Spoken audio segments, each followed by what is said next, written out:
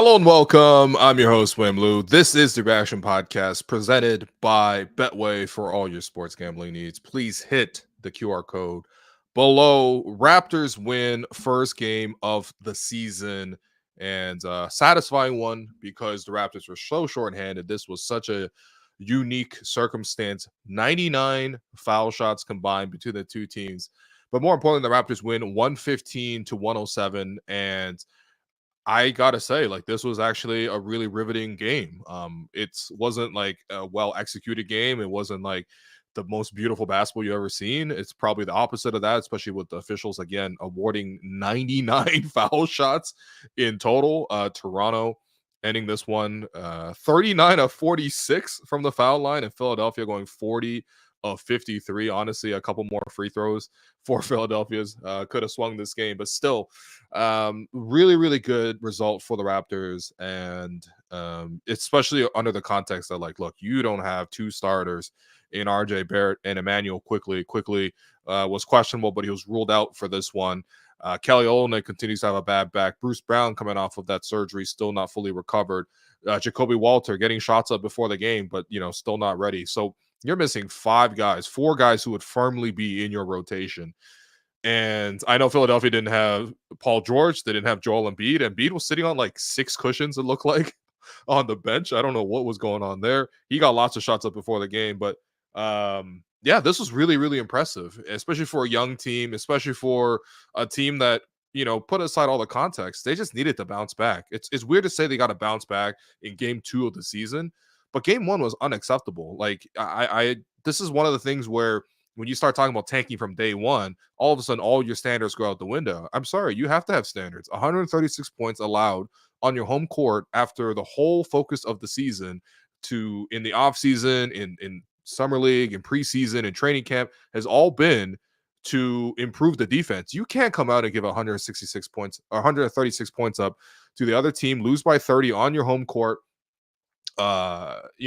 just get destroyed in the paint. That's unacceptable. And for the Raptors to come out, I know practice yesterday, it was interesting because practice on Thursday, it took a while. They told us to be at, the facilities for 12:30. We didn't really even get let into the gym at any point, and it actually ended around 2 o'clock. No, sorry, almost ended around 2:30, I believe. So like an extra 2 hours after the time that we were called there for as reporters. And that's kind of unusual. It typically means that the coach is really stressing a lot of things in that practice. And Darko talked about how players spoke up. He obviously spoke up. They didn't actually even practice on the court. They actually just did a walkthrough because they had another game coming up. But just that, like, almost a bit of a reset in terms of like, look, well, obviously no one's giving up after game 1 of the season. We're going to stay together. This whole thing has been talked about how much this team plays together, but they needed that response. And not only did they get that response, not only did they get that from Scottie Barnes, who was such a huge turnaround. Game 1, very quiet game. You can have all the discussions you want about sort of his abilities or whatever, but the bottom line was he just did not get it done in game 1 against Cleveland. 9 points. Like I mentioned, sometimes in the second half, it felt like he took his foot off the gas pedal, didn't attack a couple of moments, coming out of timeouts, all this kind of stuff, didn't want to look at mismatches. Today, as aggressive as you've seen him, right? 8 of 11 from the field, 11 from 13 from the foul line, 27 points, 5 rebounds, 4 assists, 2 steals, a block. A very excellent game from Scotty Barnes. I love the way that he set the tone. Literally the first minute of the game, he drives in for a dunk. Then he posts up, gets all the way into the paint. The double comes. He kicks out to Davion Mitchell. He knocks down a 3. And then Scotty with another hard drive into the paint, flips it over to Jakob for an and 1. Touching the paint first 3 times in the first 3 minutes. And that consistently getting the Raptors great offense. And Scotty sort of sticking that through all the way until the very end of the game when the Sixers are trying to desperately make a comeback. Nick Nurse going to a janky defense, which honestly, I got to salute Nick for that. That was classic Nick Nurse, down 20 points on the road with a very banged up roster. He says, you know what? Let me do against Toronto what I used to do for Toronto all the time. I'm going to go a full court press into a zone with a couple of traps mixed in there. And it actually worked. The Raptors really did struggle against that. They went like 4 minutes without a field goal. Of course, a lot of free throws in between because they shot, 99 of them in combined. But the game was officially over when Scotty got the ball, drove it against a closeout, and dunked it strong with 2 hands, ending the game the way he started this game. And I know it was up 11. There was still a minute and a half left. Kyle, speaking of guys who really remind you of what they used to do, Kyle Lowry grifting his way into some free throws. DJ Carton, I'm so sorry, man, but that's what happens when the greatest rapper of all time tries to embellish a call. He's probably going to get it, especially on his home court at Scotiabank. And then, of course, a couple of turnovers. Kelly Oubre hits a three, but just enough plays down the stretch. And it's got to be a very satisfying result for the Raptors, for the whole organization, because at the grand scheme of things, it's one game. It wasn't even necessarily a very pretty game. Both teams really, really struggling to score. Very rare in the modern NBA. You see two teams both combined to make less than 10 threes. Both teams attempted less than 30 threes. We got teams out there shooting 60 threes a game. Raptors shot 23 today, 6 of 23. The Sixers went 9 of 29. That's really rare. But at the same time, this is a huge win for the organization for a number of reasons. I'll start with that. Number one, Scotty Barnes was very much in need of the sort of like statement in terms of just like, not that he needs to declare who he is. Obviously, we've seen Scotty have 27-point games in his career. He's had even more than this. He's had bigger games than this. He's had triple doubles. In the grand scheme of things, when we look back on it, over the bulk of his career, 27, 5, and 4, at least stat wise, isn't going to look out of place. It could just be a regular game for him in most games. Having said that, though, it's the tone that he set from start to finish. When he comes out in that game and he is touching the paint and he is getting there relentlessly and he's dunking the ball and he's setting guys up and he's like using his post work to be able to punish smaller guards. There were players on the Sixers that you could see Scotty attacking, right? Tyrese Maxey, Kyle Lowry at his advanced age, whoever was coming off that bench. Like there's lots of opportunities for him to attack, and he took that today. I just thought he set the tone really well for the whole team. And you could just see Scotty getting stuck in. Like that's a term that's used all the time, maybe over there in England when I'm watching a lot of like soccer. They always talk about getting stuck in, getting stuck in. It's like feeling like being really stubborn, not letting go of the rope, and just like fighting and fighting and fighting. Even though this game was very uphill for a lot of it, even though you can come into this game and say, well, we just got smacked by 30 and we're missing even more players with Emmanuel quickly going out too. That's obviously a huge loss. We'll see when he's able to return. But for him to sort of get stuck in as the leader and show that determination to sort of fight through this one. At no point in this game did I ever think that Scotty was disconnected, disengaged. He just went up to the task and he just stuck with it. And of course, when you have that from your leaders, all of a sudden other guys can start to emerge. And of course, this is unique circumstances because guys were picking up crazy foul trouble, like Jamison Battle, who ends up being one of the unsung heroes of this game. He checked in as one of the first players off the bench, 5 minutes left in the first quarter. Within 3 minutes, he had picked up 3 fouls and had to sit the rest of the half. You know what I mean? Like stuff like that. And he ended up fouling out of this game, which, whatever. But when you have these unique circumstances and when your leader, most importantly, is fighting like that, all of a sudden other guys can start to join the fight and really sort of emerge. And I thought guys that you've seen start the season really well, Jamal Shed, he really did well for himself. I know offensively, you would like to see more than 4 of 11 from the field. He missed a couple of bunnies. I thought he got to the rim quite a few times. Most importantly for me, it was the turnovers, the fact that he had 7. That's something that, he's got to just, I don't know. It just looked a little bit sloppy at times. He had that obviously key turnover for the 7th one where he sort of passed it. Try to pass it against the Sixers trap. And obviously he's smaller. He's only 6'1", getting guarded by Kelly Oubre, who's 6'7" with super long arms. And Kelly stole the ball, deflected the pass, and dunked it. Like that was obviously a big mistake. But the courage right after that play, because Shed just turned the ball over. Kelly Oubre went on a personal 5-0 run. All of a sudden, the lead goes from 11 to like 6 or maybe even 4. And you saw Jamal Shed the next play dart up the court, split a double team in the process, push the pace, and then throw it over to Jakob under the basket, waiting for a layup. Perfect example of how you beat a press rather than they get beat by the press. And so you sought to see Jamal Shed really get into this fight, and he had a lot of really good plays, especially down the stretch there. I thought he was just very brave and has just competed really hard.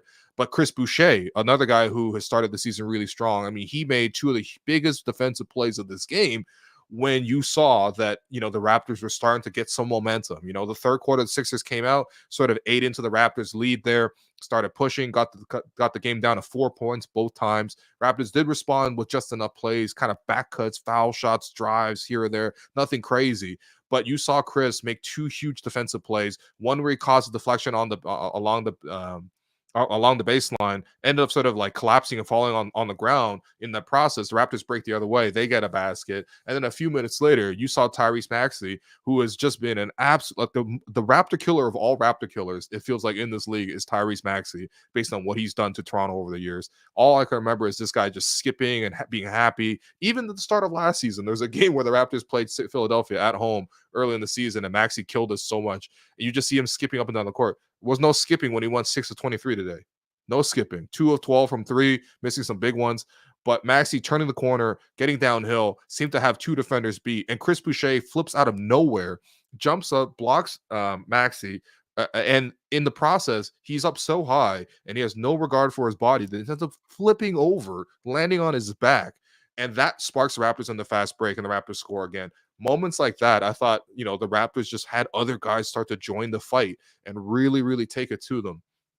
And then, of course, you have your unsung heroes, because nobody would ever think going into this season that you would already be seeing Jonathan Mogbo in the rotation and playing what he played 24 minutes in this game. And Jonathan Mogbo was the Raptors' best player in the second quarter. He made so many plays, a lot of hustle plays, some good finishes as well.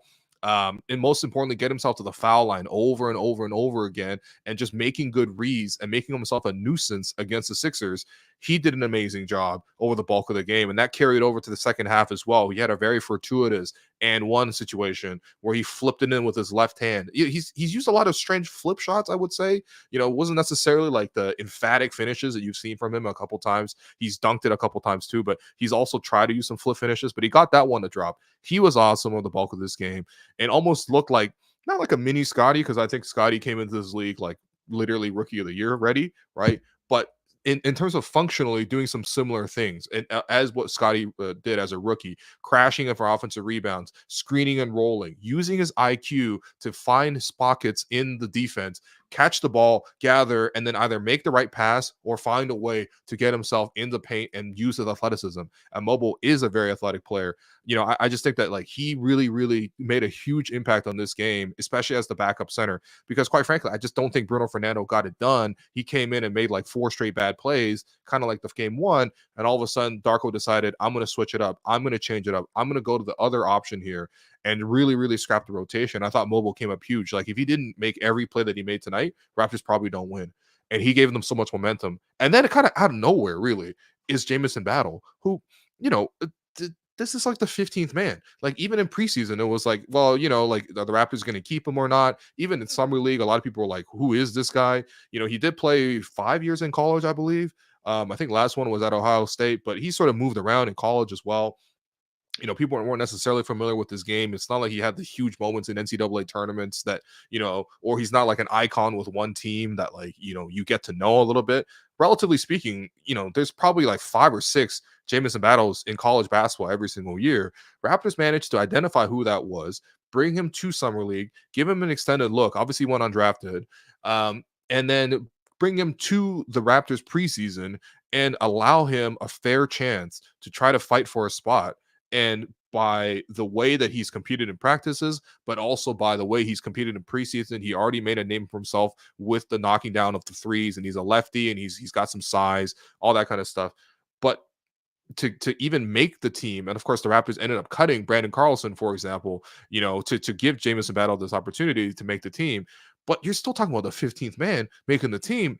And guess what? He's in there in the fourth quarter, and he's making gigantic plays, like hitting miracle threes against the shot clock. In a game where the Raptors only made 6 threes, Jamison Battle won 2 of 3. And I cannot tell you how much of a relief it was to see him knock those things down, especially as part of a fourth quarter run where the Raptors went from suddenly being in like a 1, 2, 3 possession game against the Sixers all the way up to like a 19-point lead because of the way that Jamison was able to knock down those shots and give the Raptors this breathing room. And he was fighting for offensive rebounds. Like, I can't believe that game 2 of the season, we're already going here, but that's what happened. I mean, even DJ Carton, who is the Raptors' like 4th string point guard now, behind, Emmanuel Quickley, behind Davion Mitchell, behind Jamal Shed. He's a guy who the Raptors signed last season, signed to a 2-way contract. He unfortunately got injured right away. He hurt his ankle. That was the first time he really, really got hurt. Took him a while to come back from that, trust his body, all that kind of stuff. But he's battled back, and the Raptors chose to keep him as well. Obviously, he was already on a contract, but again, those two-way guys, like, you can keep or take it or leave it kind of thing. Like just ask Brandon Carlson, for example. Raptors end up keeping Carton, and you see in this game, he's playing in the fourth quarter. Like, this is your fourth string point guard, your 15th man, your rookie and Jonathan Mogbo, and those guys all made huge plays in the fourth quarter to give the Raptors this advantage. And that's why I think on an organizational level, like, this has got to be a huge relief because look, the Raptors obviously are talking about this as year one of the rebuild. We're not expecting, and nobody's promising wins. No one's even promised play in an Eastern Conference that really only has like 9 serious teams. So someone has to, by default, be that 10th play-in team, right? Or the 10th seed being the play-in tournament. And I'm not saying that based off of this game, where the Sixers, again, did not look good and didn't have Embiid and didn't have Paul George and whatever, was this like huge accomplishment. But I think it's a huge win. This is year one of a rebuild. And if the Raptors are going to have any sort of success and not just be stuck on square one of the rebuild, they need a couple of things. Number one, they're going to need Scotty to play like this on a consistent basis every game. In terms of not the scoring has to be 27 points every game, but that consistency to get stuck in, to be stubborn, to lead by example, and then obviously to play the team basketball that we always see Scotty play with. I think he played an excellent game. That's step one to getting out of this rebuild. Step two is you got to hit. And this year, the Raptors took what? Let's 4 rookies, right? 5 rookies, if you want to count Battle in that, right? You had Jacoby Walter, you had Jonathan Mogbo, you had Jamal Shed, Ulrich Shamshe's 57th pick. Then you took Battle. I guess that was Carlson, but like you whatever, switch the spots. You have 5 rookies. Out of those 5, you need to hit on at least 2, if not 3. And you need to have one of those drafts where it's like it feels like you've suddenly added reinforcement. Like the year they added Fred and Pascal and Jakob in the same year, it was like, whoa, all 3 of those guys can play. And all of a sudden, you have guys who can contribute, guys who are young, guys who are emerging, and honestly, guys who play tough. That's the thing. Like when you have these guys, and this is why it's been so rewarding to follow the Raptors over the years, not only because they've been winning, but some of these places that they've taken these players out of, they weren't promised anything. Guys who get it out the mud, like Fred gets it out the mud, Pascal gets it out the mud. Like Kyle Lowry was on his 3rd team in the NBA, called a coach killer, comes to Toronto, and he turns it around. DeMar DeRozan, even at that moment, like wasn't really that touted. It was still questionable in terms of like, is he a productive player? Is he a positive player? Back then, trust me, the advanced stats did not love DeMar's game whatsoever. He turned it around, and those guys all collectively pulled this team up. And I just think that, like, again, today is just one game against, again, a Sixers team that, really didn't have it going. Maxey going 6 of 23 is crazy.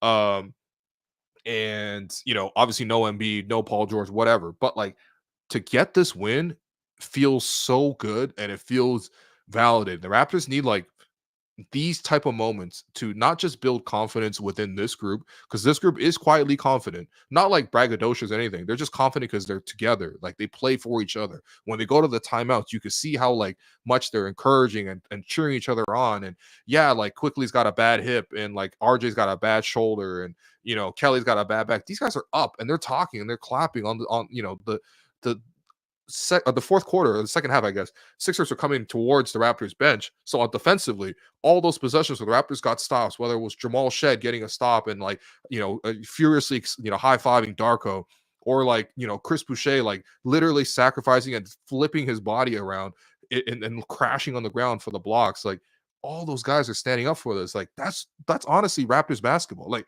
we've never been a pretty basketball team. Like honestly, outside of 2019, which is just a dream. And I guess I'll talk about 2019 a little bit because the Clippers are getting sued. But yeah, like this is what this team is about. And this is what this franchise has been about. And the years that this team has been good has been when this team fights and plays like that. And I just think that, like, yeah, today it was really, really fun to see this type of performance from this group. And I just think that like you can build off of this, not in the sense that like, you know what, we're gonna string together 5-6 games in a row. Although I gotta say, who knows, right? Start of the season, Raptors are banged up. Other teams are banged up too. There's a lot of question marks. Like they're playing Minnesota next. And I don't think Minnesota is like, obviously Minnesota's a very good team. Going into Minnesota is gonna be difficult. Last time the Raptors were in Minnesota, they showed up with 8 guys and they got smacked by 48 points. It was crazy. But like you know, Minnesota's still out of sorts. They just made a huge trade. They got rid of Cat, who was there for like a decade almost, and they got in Julius Randle, Dante DiVincenzo. And I watched their first game against the Lakers. They didn't really look like they were in great shakes. And the Raptors will be super underdogs because they played long in this game and they're shorthanded or whatever. But those teams got shit to work out too. And I think for the Raptors, at least today, they stumbled upon that identity. They hit upon that memory in your brain as a Raptor fan, that organizational memory of like, this is what we're about. And I love the fight today. Like the moments today were not highlights outside of Jamison Battle knocking down those threes or Scotty Barnes dunking the ball. But like it's the defensive moments, it's the moments of hustle and intensity. And honestly, I love the fight that the Sixers put up because like they weren't playing well, but I gotta show them a lot of respect because how many times have we seen the Raptors not play well? They're not shooting the ball well. They're shorthanded or undermanned. They're down, but they don't give up. That's like a hallmark under Nick Nurse. It really is. You got to show him that respect as a coach. And you see him towards the end of the game. Okay, what? We're down 20. Fine. Let's see the Raptors try to break our press. Right, full court press.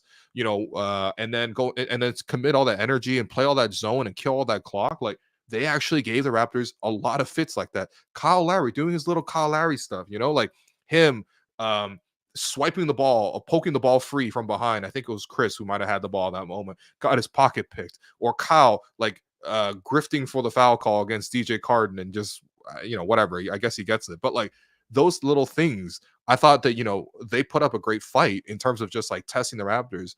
But that's what makes this thing rewarding is seeing the Raptors actually come through. And it's that like unexpected feeling, like one of the things that I love the most in terms of as a Raptor fan was the 2013-2014 season. Nobody expected anything on that team other than maybe for them to tank because it was Andrew Wiggins coming in that draft. It was Jabari Parker coming in that draft. Shouts to Jabari Parker. And it was also Joel Embiid coming out of that draft, right? And that's what people were looking at, the top of that draft. And that's what we were thinking about. Raptors have been bad for so long. The only way we can get out of this is by tanking.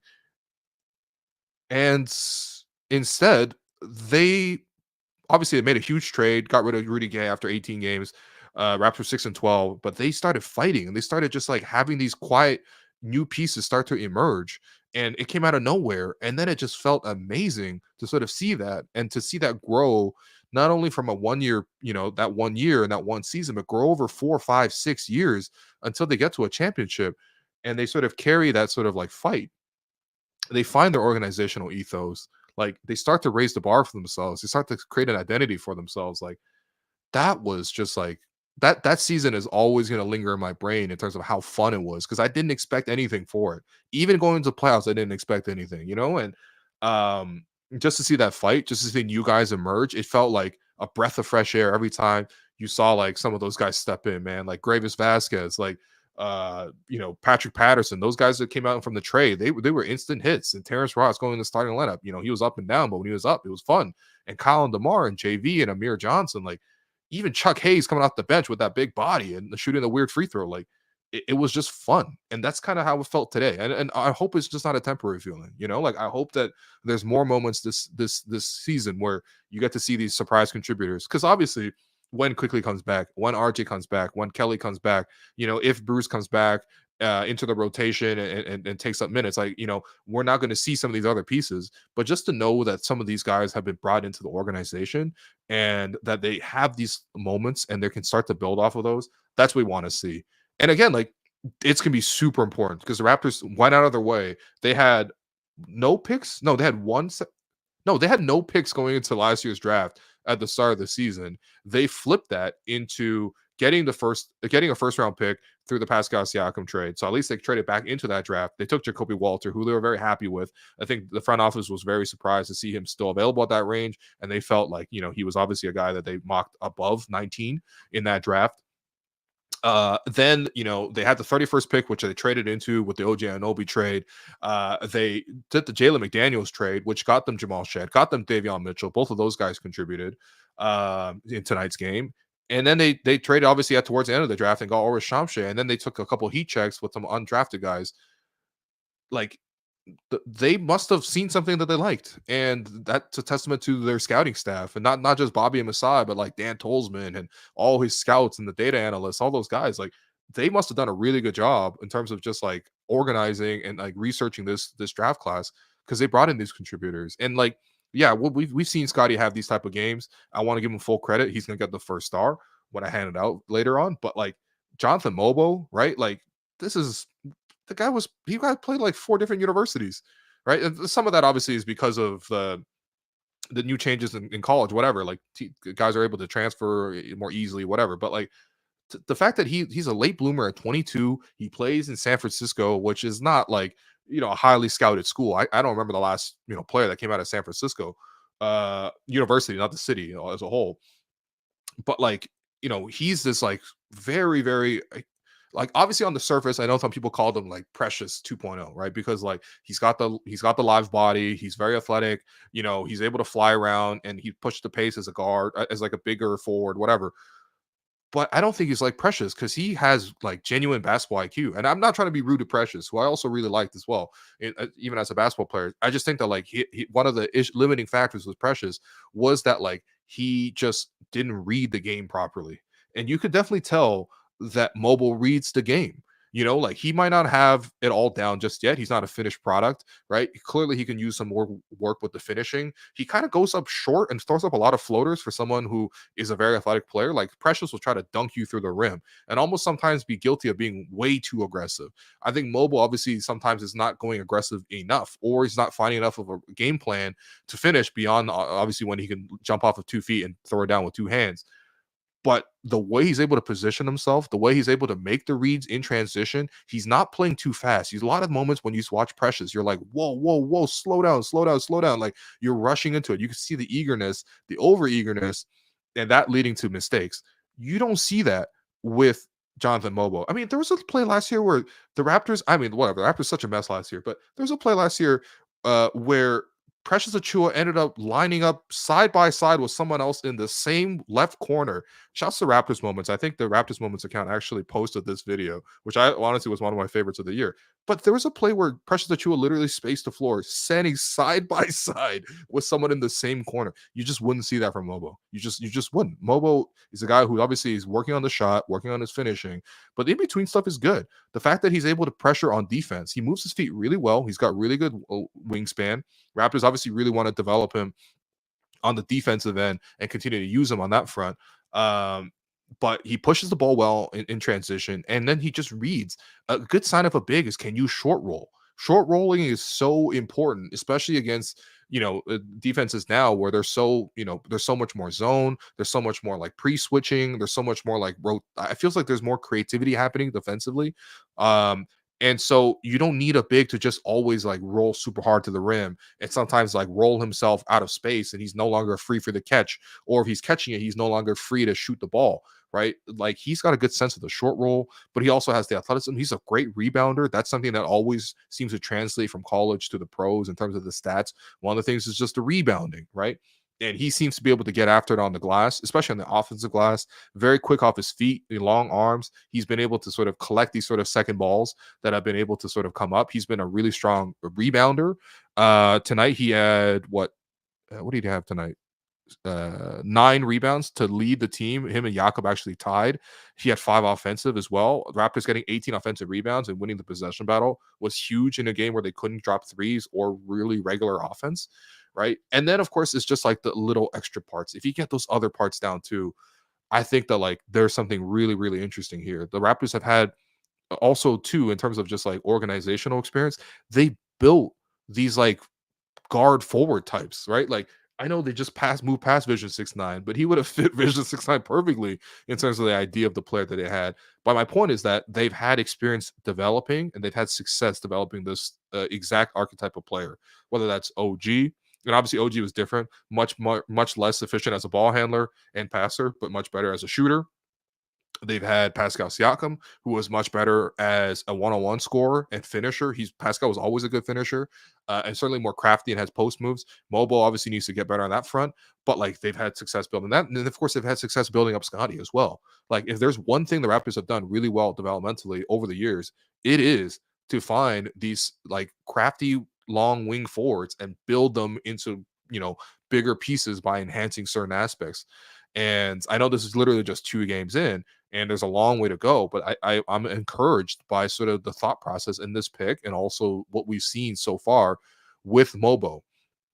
The other thing that the Raptors have done a great job doing in terms of like the scouting, staff and whatever, and like most of it's the same people. Like when people say like Bobby and Messiah, like have hit a cold streak, I'm like, but they're the same people, and it's the same scouts. Like it's been Bobby, Messiah, Dan Tolzman, 1, 2, 3 in the org chart forever, like literally since they came in here, I believe.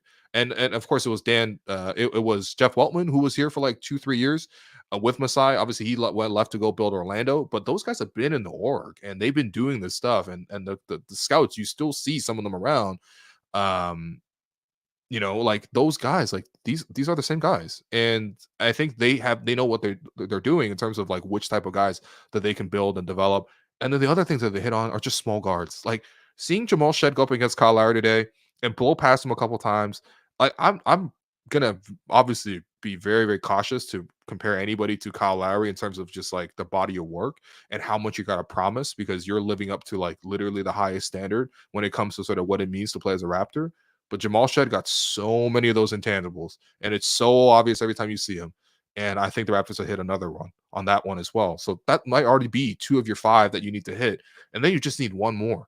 And obviously, Ulrich is a long shot. We're not going to evaluate him until like at least 2 more years. Jacoby we haven't seen yet, outside of just me watching him warm up and shoot, but obviously not on the court. So we'll see with the rest of it. But so far they look good. And then Jamison Battle, shouts to Jamison Battle, man. Like again, I mean, he fouled out tonight. The defense probably could use a little bit more work. Getting blown by Eric Gordon, for example, was just like a bit nasty work. Eric Gordon, by the way, trying to dunk in big 24 and 24. Like let's be honest, like you're not getting that one off, buddy. And the Raptors obviously tonight, the other underrated thing too, 13 blocks. I don't remember the last time the Raptors had a game where they had 13 blocks. I might have to hit Kirtika for that one, because that's a lot of blocks. And yeah, I mean, Chris Boucher with some huge ones, Jakob Poeltl with some huge ones, Scotty with one as well. But yeah, I mean, Jamison can shoot. He seems to have a mind, especially on the offensive end.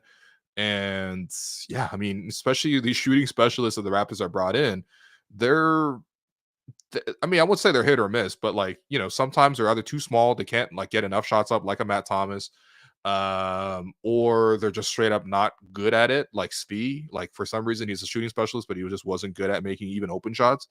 Jamison so far seems to not only be able to make open shots, but he's got enough size to get it off, and then he has just enough off the dribble stuff. Like he had that really good pass in the home opener where he sort of attacked the closeout, and then it was like, and he was off the dribble, and then he threw like a one-handed bullet pass inside.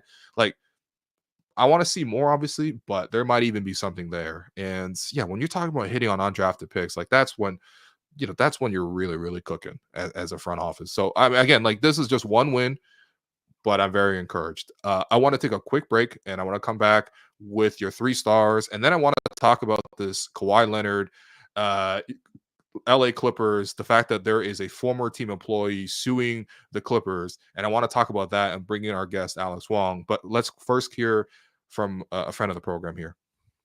So by now you've already heard the news that Coors Light, as part of the Raptors' 30th anniversary, has these very specially branded cans. They look beautiful. Look at these things, man. Look at these. They're covering each era from the first 30 years of the Raptors, and you can get them now at select LCBO stores, participating bars and restaurants across the GTA, and also at Scotiabank Arena. But one more thing, Will, make sure to check out ERAineveryCan.com, ERAineveryCan.com, to check out these limited edition cans. And fans can go on the website and enter for a chance to win exclusive Coors Light Raptors prizes. I heard there's some really cool merch collabs and other things happening as well. So. No, I'm actually, you know what? You actually did tell me what those collabs are going to be. And I got to say, like, I'm really, really excited. I know Coors Light is a partner that we've worked with in the past as well, but this is just beautiful. Like, honestly, I don't even know if I want to drink these cans, man. You got like the OG, you got like the championship season, and then you got like whatever's in between. I guess the Chris Bosh can. I'll probably drink the Chris Bosh can if it I mean, one to rock, one to stock, and also for Raptors fans, like make sure you keep an eye out. Follow Coors Light on social because they're gonna pop up around the city as well. Oh, word? I'm hearing they might be at Rogers Center. They might be outside Scotiabank Arena. They Okay. might be at Nathan Phillips Square for more prize giveaways. So make sure you check that out. Remember, you must be 19 plus and celebrate responsibly. I'm going to be there. I can't wait to celebrate. One to rock, one to stock, one to rule them all. It's like the ring, man. It's like the one ring. But no, these are actually really, really beautiful bottles by Coors Light. And I've seen some of the gear that they're going to give away that they made for this. It actually is really well done. I gotta say, overall, so far, I know this 30th anniversary is like a huge marketing push. But I actually think the Raptors are nailing it quietly. Like I thought just the fact that they've put together those t-shirts, the fact that they're bringing back all these former Raptors, that's all a really good look on the organization. It's a really, I know like the team is in a rebuilding phase, and of course we would love to see a huge winning season as well. But that doesn't matter. Like 30 years of anything is worthy of celebrating. And I think the Raptors are off to a good start. And honestly, they received a lot of good backing from a lot of their longtime sponsors to sort of make a lot of this stuff possible, and yeah, it's just fun. I'm actually really curious to see what else is in store for the 30th. Obviously, Vince Carter getting his jersey retired in Toronto in next week, which is going to be a scene. It's going to be a movie. There's going to be a lot of former players brought back for that one too. And I mean, we already saw TJ Ford on home opener night, so we'll see who it is today. One thing actually, before I got to go to the 3 stars. Kyle Lowry obviously got announced, right? And he got a big ovation when he got announced. Now, he was in the starting lineup, and so, the Raptors don't do they do a very quiet announcement for the opposing team. They'll be like, all right, here are your Philadelphia 76ers for tonight. Starting at point guard, Kyle Lowry. Starting at shooting guard, I don't know who was Tyrese Maxey. Starting at 3, it's Kelly Oubre. It's obviously very muted, and then obviously they do the huge celebration for the huge intros for the Raptors players. Classic home and away thing. But Kyle got a little nice ovation for that. There's not too much of a stoppage in the game to sort of really give Kyle that sort of proper thing. And of course, the Raptors have already given Kyle his tribute videos over the years. I remember the first time the Raptors actually hosted Kyle back in Scotiabank Arena with fans. And Kyle was already a member of the Heat, but that was such a huge moment. They showed the tribute video. That was awesome. They can't show the tribute video every single time. So this time what they did was, I thought, a little creative. What they did was during a commercial break, or I guess a timeout, they showed a video of the top 5 assist leaders for the Toronto Raptors in history.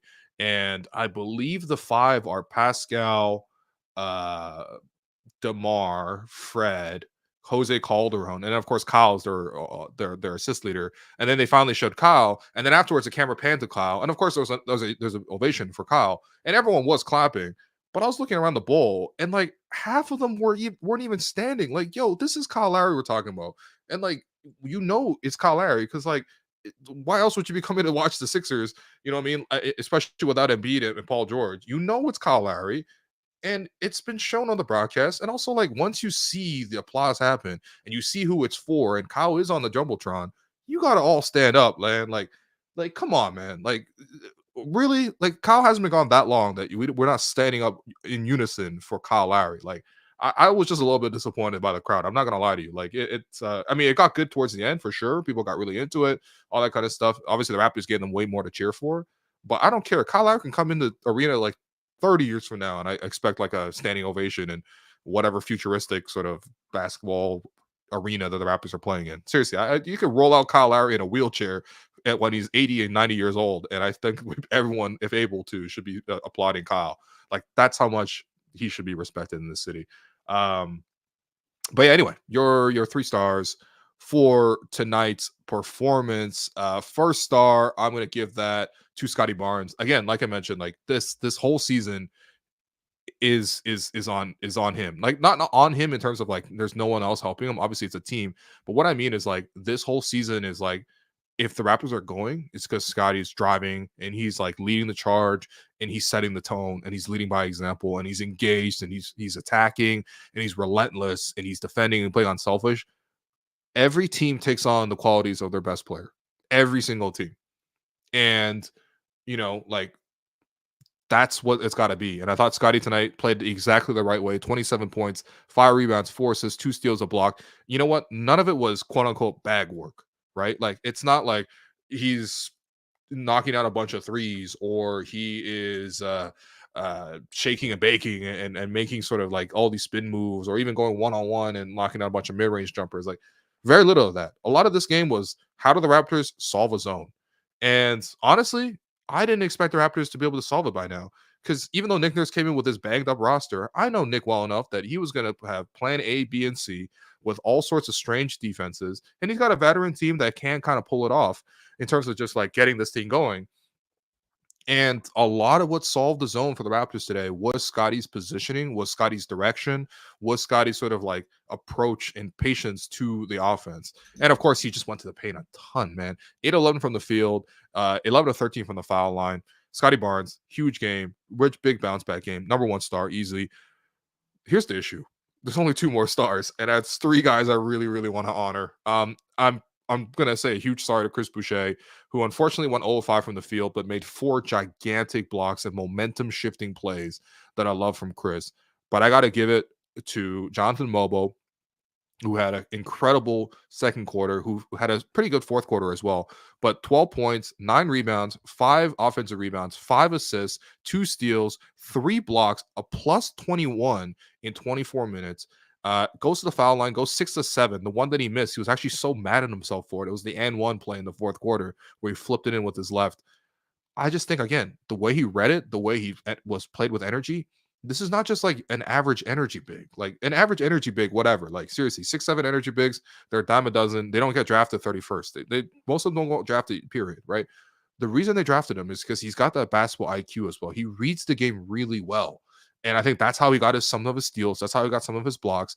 And that's certainly how he was able to position himself well in the offense. It's the 5 assists as well. Again, he took over Bruno Fernando's minutes. And I like that Darko is like, look, I'm not attached to anything right now, right? I'm coming into this year 2 right now. I gotta do what I can. So if that means game 2 of the season, because I'm so banged up, I gotta play Jamison Battle and DJ Carton and whoever, I'm gonna do it. And it worked. And I thought Jonathan today was a good call by Darko to pull the plug, go to a different lineup, and I thought he played a huge role in this win. And then your third star, I'm going to give that to Jamison Battle. Quite frankly, I don't know how many opportunities I'll have this season to give him that star.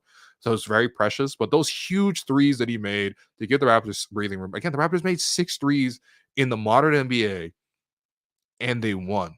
And that means the 2 of those 6 threes that Jamison Battle made were especially important. So 12 points, 6 rebounds for Jamison Battle. Unfortunately, fouled out. Obviously, there's other things he got to work on defensively, but yeah, man, when you can bang threes, like yo, it's you know, it feels like an oasis in the desert. You know what I mean? So you're the Gerald Henderson Award winner for who randomly torched the Raptors. I probably got to go with Kelly Oubre. I mean, I've seen Oubre have big stat lines or whatever, but like 28 points, 9 of 17, 3 of 6 from 3, 7 of 8 from the foul line.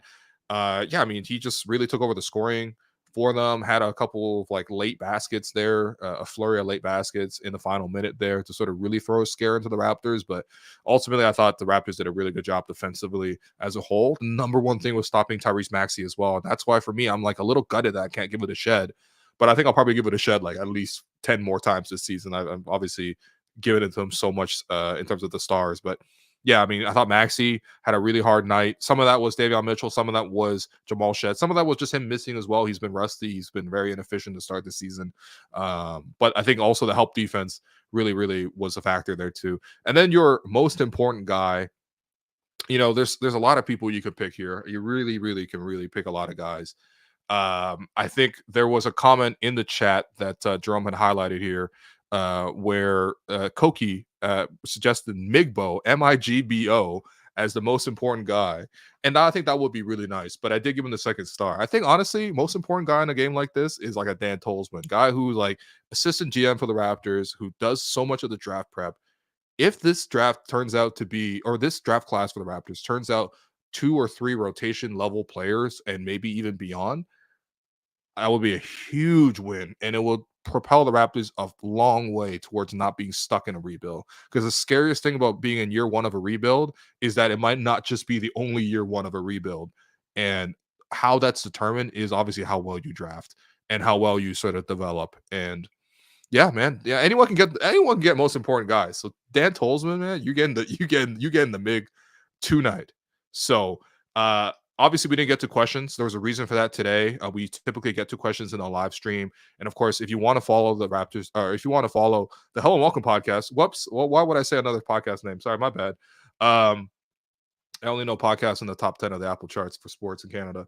But like, yeah, I mean, if you want to know when we go live, make sure you hit the subscribe button. Make sure you hit the notification bell. We will be going live as much as possible. I'm telling you, after every road game, I will be seated in this chair going live. And obviously, in the home games, I'm going to try to be there. I love being there beforehand. I love talking to the players or the coaches or the whoever people around the team, stuff like that. And I was there tonight, but like I'm literally making an effort to come home in between at halftime to be able to go live here, because I think it's been such a rewarding experience. And of course, like a lot of that is being able to chat with people. Today, of course, we didn't get to it, but there's a reason we didn't get to it, because we don't want to go like 2 hours or something on the live stream. And there was something I really wanted to talk about yesterday, something that we wanted to talk about as a program. So I'm going to bring in producer, co-host Alex Wong, who has been sitting here listening to me give Dan Tolzman, the most important guy, for a solid 50 minutes. What's going on, man? How you doing? Hey, man, I thought the most important guy should have been Nick Nurse, because, we're never going to get footage of the Wilt Chamberlain 100-point game, but we're going to get footage of the 99 free throw game, bro. We'll always have this, bro. This is crazy. This is probably how Wilt Chamberlain got to that game, man. I swear, there's got to be a lot of really quick baskets and a lot of free throws to get 100 points. Can you stop setting these podcast shots, man? Shouts to Sportsnet, currently streaming love the Raptors show. Had a huge streaming Yankees Dodgers on Sportsnet Plus right now. You know what I'm saying? Man, that's a great place. I got nothing but love and respect, especially for Blake Murphy. We chatted up, you know what I mean? I told Blake he was looking good. He'd been getting swole in the gym. I love this cat pictures. What else you want me to say, man? It's okay. I'm just proud of us. It's all good, bro. Let me pull up my Randy Shelton file. All right. Speaking of Randy Shelton, okay, so this is a big thing that came out yesterday. Shouts to Chris Haynes, who is like the go-to Kawhi Leonard reporter, it feels like.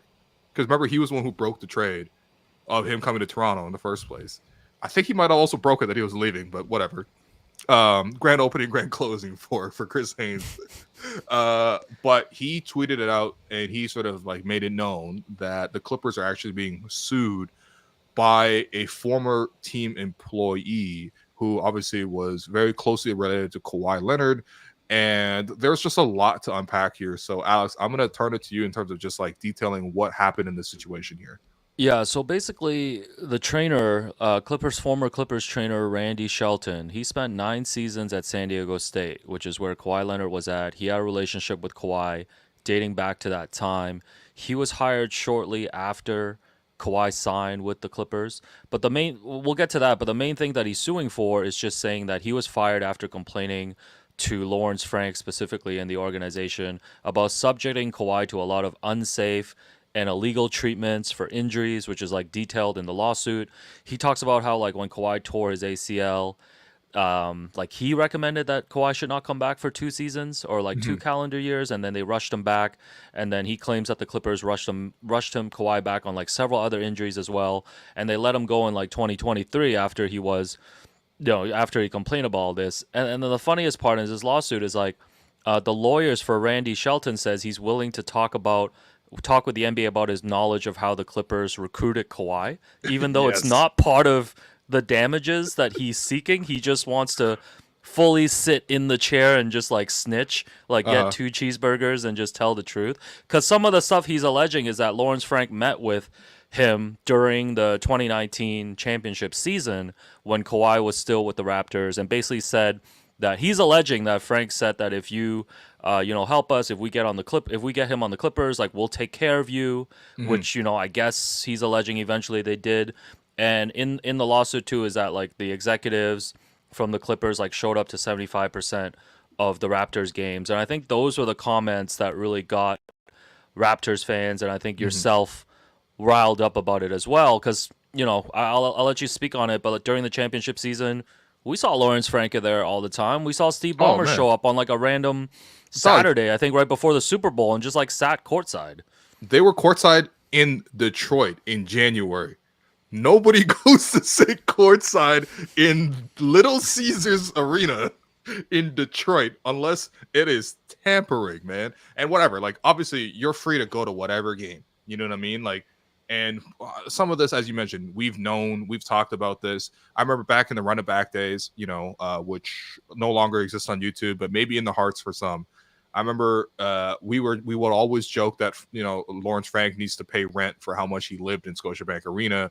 A friend of mine said that he might have he was around so much he was basically in an ice condo in downtown. Like that's a very regional reference for renters in Toronto. But like this has sort of been known, but to sort of hear it explicitly from somebody who obviously was involved, and honestly, not that he tampered. Obviously, that he's just Kawhi's friend who Kawhi trusts, and that's why the Clippers went to him so many times. Like in the lawsuit, he actually alleges in terms of like the text messages, which I think, by the way, if he has text messages, this really does corroborate. It's like hard, firm evidence of tampering in this case, right? But like, there's actual details in there where he messages. He's like, they've contacted Shelton about Kawhi dating back to 2017 with the Spurs. So this is like a 3-year tampering process for the Clippers. They had 15 calls, 7 meetings with Shelton. That included the meetings with their assistant GM. They had Tolzman, aka Mark Hughes. They had meetings with Lawrence Frank. They had meetings with Lee Jenkins. Remember when he was just writing good features at SI? Guess what? Now he's part of a tampering investigation. Right? Like, it's crazy. He's putting everybody in this. And like, I don't know, like it's too late for the league really to go back. And like, if the league even just claimed ignorance over this, it would be kind of silly because we know that there was a heavy level of tampering that went on in this case. Ultimately, Kawhi is his own man. He was a free agent and he chose to go to LA. That's all fine. But to me, it's just like, there's obviously some degree of tampering that goes on, and there's obviously levels to this, but this is like a level that is just like, it's just nasty. It makes you viscerally want to root against the Clippers at every single turn, because again, not only did the Clippers break up a happy marriage, but they broke all these rules to go about doing it. And like, who really won at the end of the day? Really, like the Raptors didn't win because obviously Kawhi, if he had just ran it back one more year, we would have been title favorites to repeat that year. And the Clippers, they didn't win because now they have this whole situation on their hands. Yeah, I mean, happy marriages do end sometimes, Will. But I think, with regards to like this tampering stuff, I know from a Raptors perspective, and you as well was upset about this. Maybe delete that Clippers tweet because we might be going out to LA. But I think, people know, like people are not like fans are not dumb to be like, oh, every free agency starts on July 1st or whatever, right? Like obviously there's a lot of behind the scenes that happen. But this is crazy. This is a 3-year process. I get it. This is like a little bit of an exception. I mean, on one hand, I would hope if like the Raptors were trying to recruit their next superstar that they're starting to do it right now as well. Like on the flip side, like not to this extent, right? Like of the disrespect of like showing up to the arena and being so blatant about it. Like I remember Doc Rivers just going on TV on ESPN during that playoffs and like comparing Kawhi to Michael Jordan. Wait, don't we have Doc Rivers on this podcast? Bill, I can't. I gotta manage the volume on my mic right now. Or Jerome's gonna yell at me. But I think the other thing too is just like the blatantness of it, right? I think it's just the disrespect towards the Raptors organization. I think business is business. You're going to try to recruit the best players. Kawhi clearly showed an interest of wanting to go to the Clippers, but also like you're doing it so just like you mentioned, so in the open.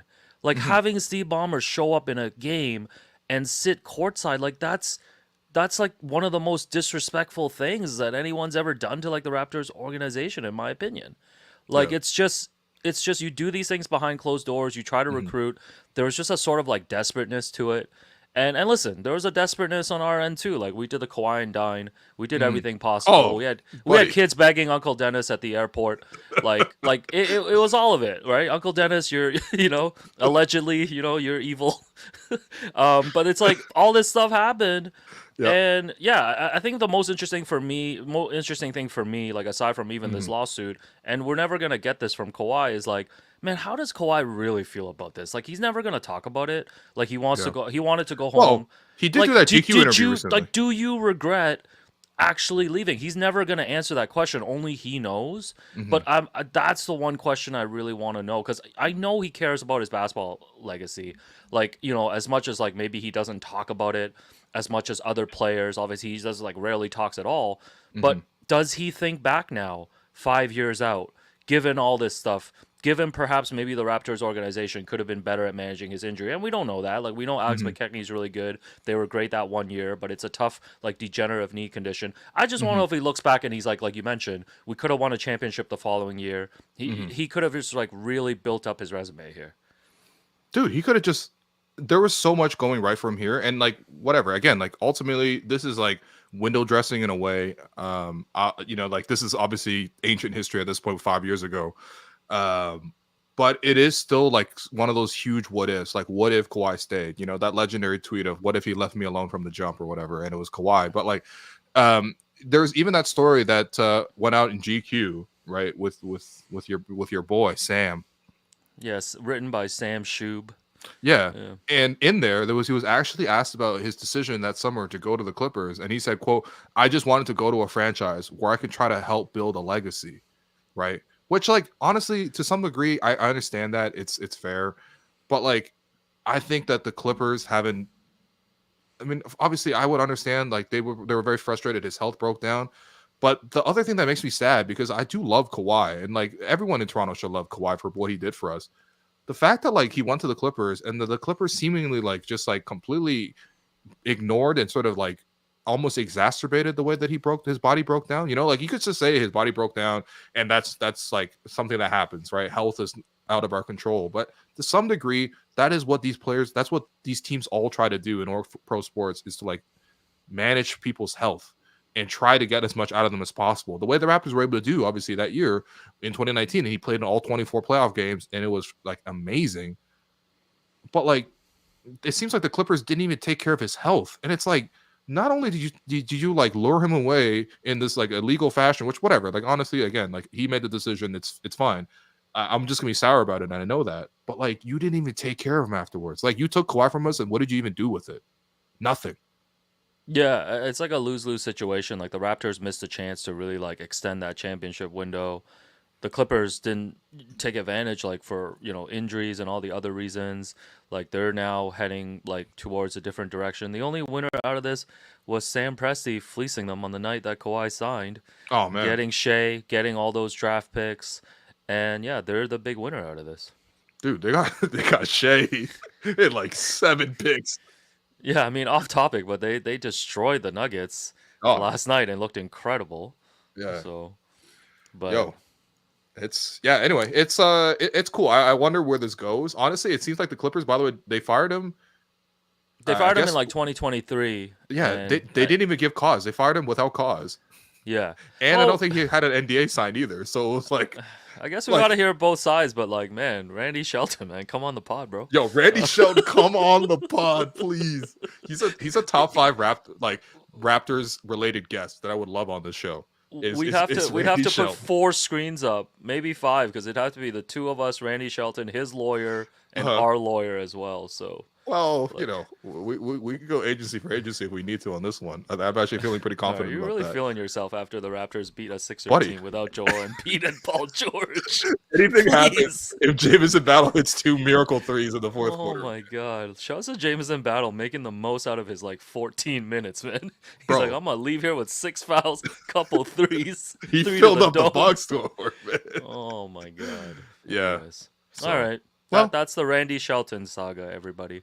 All right. Well, that's a lot of fun. Well, the Raptors do play again tomorrow night, so we are gonna wrap it up here. Big thanks to all of you for tuning in. Big thanks to Jamison Battle for changing my life, apparently. Big thanks to Alice Wong for hopping on here. Honestly, huge thanks to Randy Shelton for giving us this, like, spilling the tea and literally suing the Clippers. I hope you get everything you want out of this situation. And the biggest thanks of all to our sponsors and to Jerome Chang, producer, who has to stay up late into the night as we wrap up another game here. So let's just all tune in tomorrow. Let's all gather tomorrow. We'll see what happens against the Timberwolves. Obviously, the Raptors will be shorthanded once again, but like, if they fight like they did today, anything's possible. So, Alex, for myself, This has been the Hello and Welcome podcast presented by Betway.